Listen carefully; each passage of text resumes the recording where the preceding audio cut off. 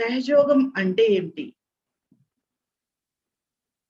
ఒకసారి చూస్తే మనకి సాధారణ భాషలో చెప్పుకోవాలంటే సింపుల్‌గా, సరళంగా, సునాయాసంగా మనం ఇంట్లోనే కూర్చుని మనకి దొరికే వస్తువులతో మనకి మనం సహాయం చేసుకుంటూ, ధ్యానం చేసి మనల్ని మనం వృద్ధి చెందించుకునే ప్రక్రియ అండి. ఇంకొక అర్థం కూడా ఉంది దీనికి. అదేంటంటే సహ అంటే మనతో పాటు, జ అంటే జన్మించిన. మనతో పాటు జన్మించిన ఒక శక్తి మనలోనే ఉంది. అది నిద్రాణ స్థితిలో ఉంది. కాబట్టి మనలో ఉన్న శక్తి మన చుట్టూ ఉన్న భగవంతుని శక్తితో అనుసంధానం చెందబడినప్పుడు దాన్ని యోగం అంటారు. యోగం అంటే అసలు అర్థం ఏంటంటే 2 వస్తువుల లేదా 2 ఎంటిటీస్ కలవడం, అనుసంధానం చెందడం. కాబట్టి మనలో నిద్రాణ స్థితిలో ఉన్న ఒక దైవిక శక్తి మన చుట్టూ ఉన్న భగవంతుని శక్తితో అనుసంధానం చెందుతుందండి. ఇది మొట్టమొదటి అడుగు. సహజయోగంలో మీరు వేసే మొట్టమొదటి అడుగు ఇది. దీన్నే ఆత్మ సాక్షాత్కారం అంటారు. ముందు మన గురించి మనం తెలుసుకుందామండి కొద్ది డీటెయిల్స్.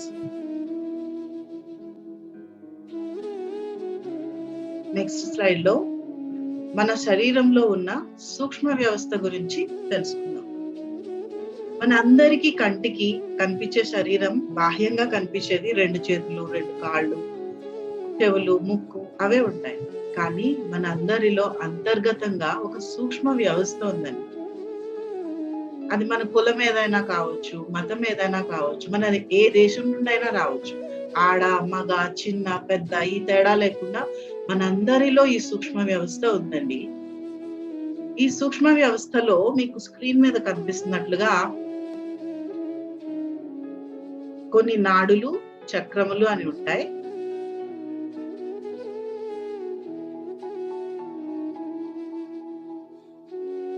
మీరు చూసినట్లయితే ఇది మన నాడీ వ్యవస్థని అనుసరించి ఉంటుందండి.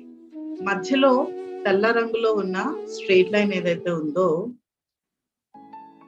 ఇది మన వెన్నుముక్క అనుకుంటే మన అటానమస్ నర్వస్ సిస్టమ్ మీద బేస్ అయి ఉందండి. మెడికల్ సైన్స్ లో ఇది ప్రూవ్ చేయబడిన టెక్నిక్ అండి సహజయోగ ధ్యానం.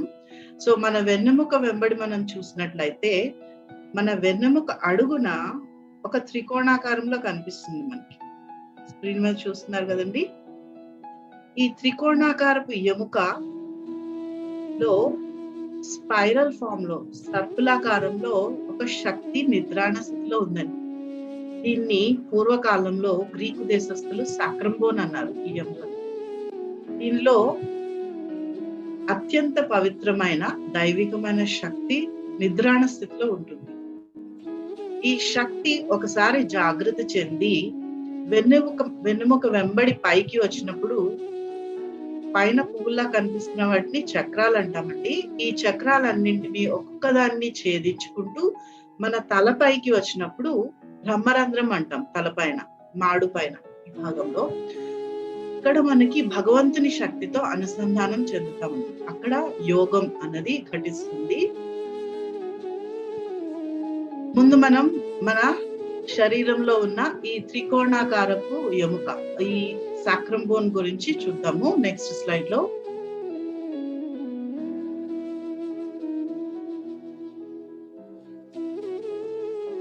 గ్రీకు దేశస్తులు దీన్ని సాక్రం బోన్ అన్నారండి. దానికి ఒక అర్థం ఉంది. సాక్రం అన్న వర్డ్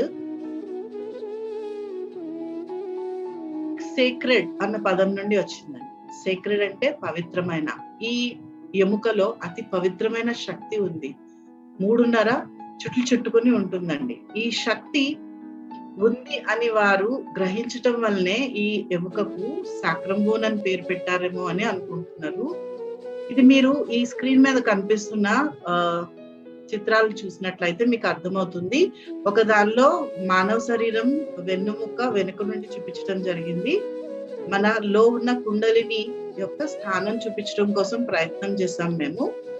ఇంకొక చిత్రంలో మీకు ఆ త్రికోణాకారపు ఎముకలో కుండలిని శక్తి ఎలా ఉంటుంది అన్నది చూపించడానికి మేము ప్రయత్నించాము.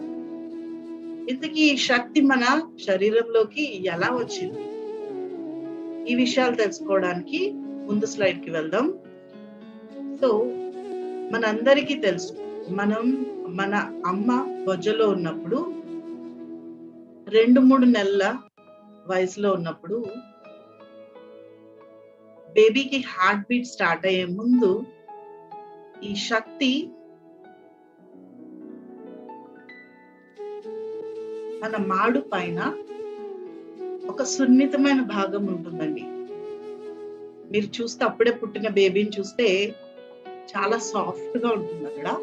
ఇక్కడ మీకు స్క్రీన్ మీద చూపిస్తున్నట్టు అక్కడ లొత్త కూడా కనిపిస్తుంది అప్పుడే పుట్టిన బేబీకి మీరు చూస్తే.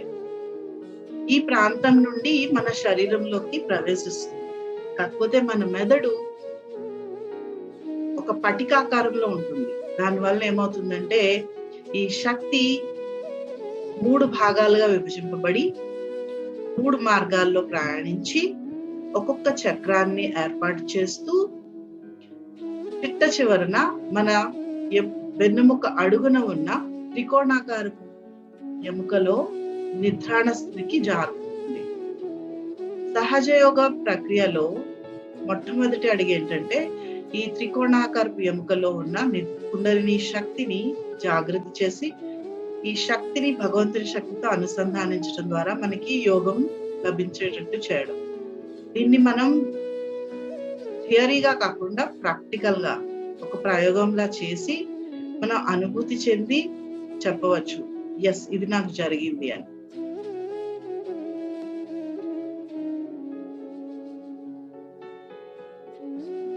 నెక్స్ట్ స్లైడ్ కి వెళ్దాం.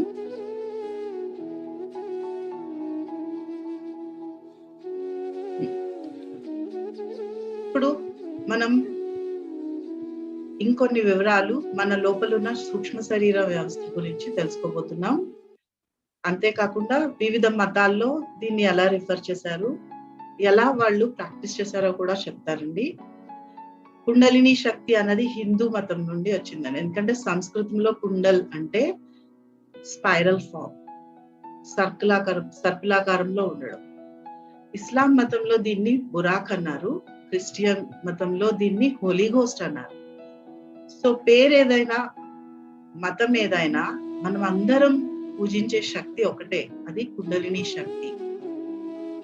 ఈ శక్తి మనకు ఒక చిన్న పాపకు తల్లి ఏ విధంగా అయితే 24 గంటలు పోషణనిచ్చి తన గురించి ఆలోచించి తన క్షేమం కోరుకుని నిద్ర కూడా మాని ఏ విధంగా అయితే కేర్ తీసుకుంటుందో ఆ విధంగా మనకి మన కుండలిని శక్తి కేర్ తీసుకుంటుంది, పోషణనిస్తుంది.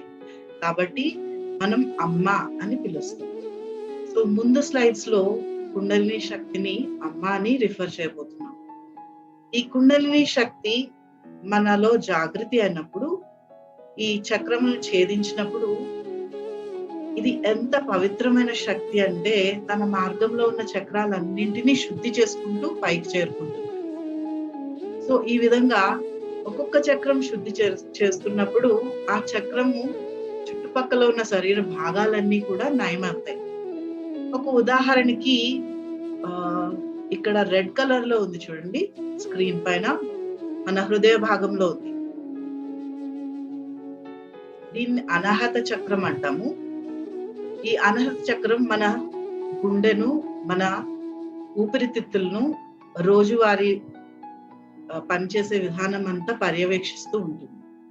ఈ అనాహత చక్రం కనుక మనకి మంచిగా ఉండి శుద్ధి అయితే మనకి హార్ట్ అటాక్, ఇంకేదైనా గుండెకి సంబంధించిన సమస్య, హృదయానికి సంబంధించిన సమస్యలు లేదా ఊపిరితిత్తులకు సంబంధించిన సమస్యలు ఇవేమీ రావండి. ఎందుకంటే మనం లోపల నుండి స్ట్రాంగ్ గా తయారవుతాం.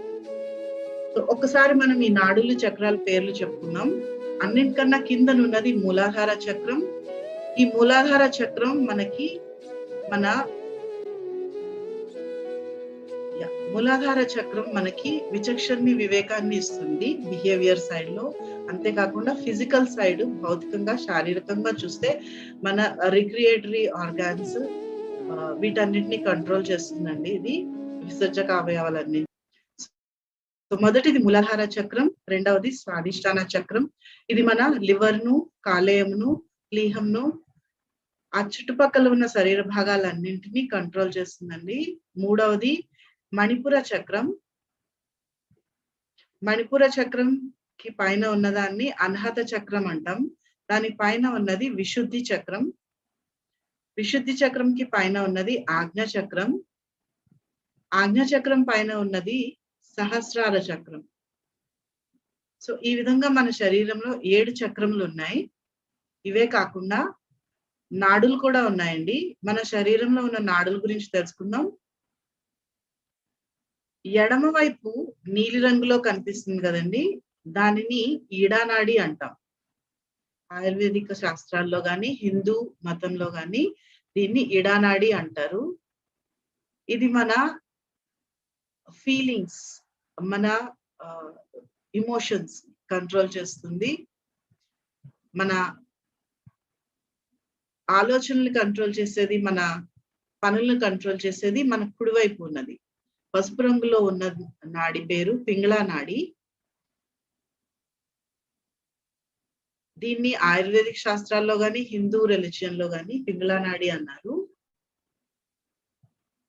మెడికల్ సైన్స్ లో డాక్టర్స్ అయితే ఈడా నాడిని లెఫ్ట్ సింపథెటిక్ నర్వస్ సిస్టమ్ అంటారు. పింగళా నాడిని రైట్ సింపథెటిక్ నర్వస్ సిస్టమ్ అంటారు. మధ్యలో తెల్ల రంగులో కనిపిస్తుంది కదండి, దీన్ని పారాసింపథెటిక్ నర్వస్ సిస్టమ్ అంటారు. దీన్నే మనం సుషుమ్నా నాడి అని కూడా అంటాం. సో మనలో ఉన్న భావనలు, మన ఎమోషన్స్, వీటన్నింటినీ మన ఇడానాడి కంట్రోల్ చేస్తే మనలో ఉన్న ప్రణాళికలు వేయడం, ఆలోచించడం, యాక్షన్స్, కార్యం, పనులు చేయడం, వీటన్నిటినీ మన పింగళా నాడి కంట్రోల్ చేస్తే మన పరిణామ క్రమంలో ఇంకా పరిణితి చెంది ఇంకా ముందుకు వెళ్ళడానికి మన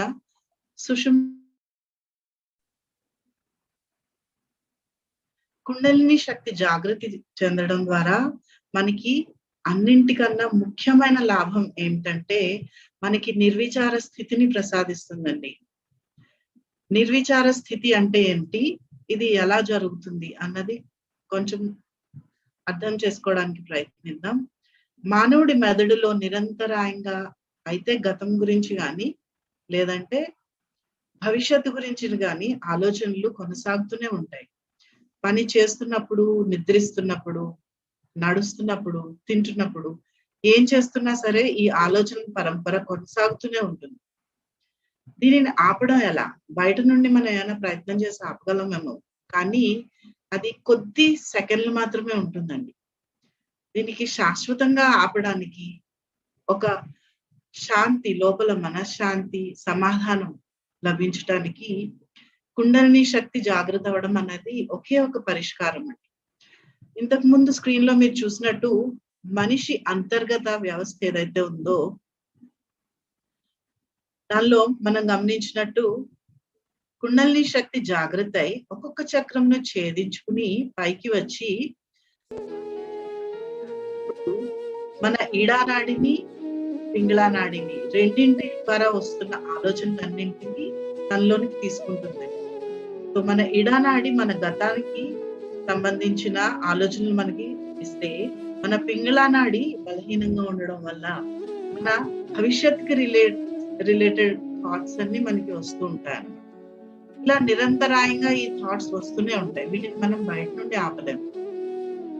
అంతర్గతంగా కుండలిని శక్తి జాగృత అయినప్పుడు, ఆజ్ఞాచక్రం దాటినప్పుడు మన భూత భవిష్యత్ రెండు కాలానికి సంబంధించిన ఆలోచనలన్నీ సంపూర్ణంగా నిలిచిపోయి మనం వర్తమానంలో ఉండగలుగుతామండి. ఈ స్థితి ప్రారంభంలో కొద్ది సెకండ్లు మాత్రమే మీరు అనుభూతి చెందగలుగుతారు. దీన్నే విలంబ అంటారు. ఈ స్థితిని ప్రతిరోజు నియమిత రూపంలో ధ్యానం చేయడం ద్వారా ఒక 5 నుండి 10 నిమిషాలు ఉదయం, ఒక 10 నిమిషాలు సాయంత్రం శ్రద్ధగా నియమిత రూపంలో సాధన చేయడం ద్వారా ఈ నిర్విచార స్థితిని మనం పెంచుకుంటూ వెళ్ళొచ్చండి. పూర్వకాలంలో మీరు చూస్తే చాలా కథల్లో వినే ఉంటారు. ఋషులు, మునులు వారందరూ కూడా తమ సంసారాన్ని త్యాగం చేసి భౌతిక సుఖాలన్నింటికి దూరమై సంపద, ధనం, అన్ని ఆస్తులు అన్ని త్యాగం చేసి అడవిలో వెళ్ళి చెట్టు కింద కూర్చుని కేవలం ఆకులు అలములు తింటూ మంచినీళ్లు తాగుతూ భగవంతుని కోసం తపస్సు చేసేవారు. వారి యొక్క ముఖ్య ఉద్దేశం ఏంటంటే నిర్విచార స్థితిని పొందడం. ఇంత కష్టపడితే వారికి దుర్లభంగా ఎంతో కష్టపడి ఎంతో శ్రమించి ఎన్నో సంవత్సరాలు, వేల కొలది సంవత్సరాలు శ్రమిస్తే వారికి లభించిన స్థితి ఈ ఆధునిక యుగంలో ఇవేమీ అవసరం లేకుండా మన ఇంట్లో ఉంటూ మన దైనందిన జీవితంలో మన బాధ్యతలన్నీ మనం సక్రమంగా నిర్వర్తిస్తూ ఎటువంటి త్యాగం చేయవలసిన అవసరం లేకుండా మనకి సునాయాసంగా లభించేటట్టుగా చేయబడింది ఈ సహజయోగ ప్రక్రియలో శ్రీ మాతాజీ గారి కృప వలన. శ్రీ మాతాజీ గారి గురించి మనం కొంచెం తెలుసుకుందామండి. శ్రీ మాతాజీ నిర్మలాదేవి గారు 2 సార్లు నోబెల్ పీస్ ప్రైజ్ కి నామినేట్ అయ్యారు. ప్రపంచ శాంతి కోసం ఆవిడ చేసిన కృషి రికగ్నైజ్ చేసి ఆమెను 2 మార్లు నోబెల్ పీస్ ప్రైజ్ కి నామినేట్ చేశారు. అంతేకాకుండా రష్యన్ గవర్నమెంట్ శ్రీ మాతాజీ గారు ప్రవేశపెట్టిన సహజయోగ జ్ఞానాన్ని మెటా సైన్స్ గా రికగ్నైజ్ చేసింది. అంటే సైన్స్ కి beyond. America government Shri Mataji గారిని ప్రవేశపెట్టిన సహజయోగాన్ని అమెరికాలో వివిధ రాష్ట్రాలు గుర్తించి సంవత్సరంలో ఒక్కొక్క దినం శ్రీ మాతాజీ డేగా వారు సెలబ్రేట్ చేసుకుంటున్నారు.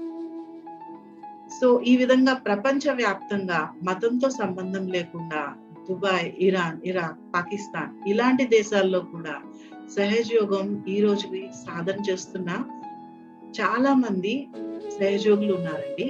వారందరూ కూడా ఇది ఉచితంగా పొందిన వారే. ప్రపంచంలో మీరు ఎక్కడికైనా వెళ్ళండి, ఏ ధ్యాన కేంద్రంలో అన్నా సహజయోగం ఉచితంగా మీకు ఇవ్వబడుతుంది.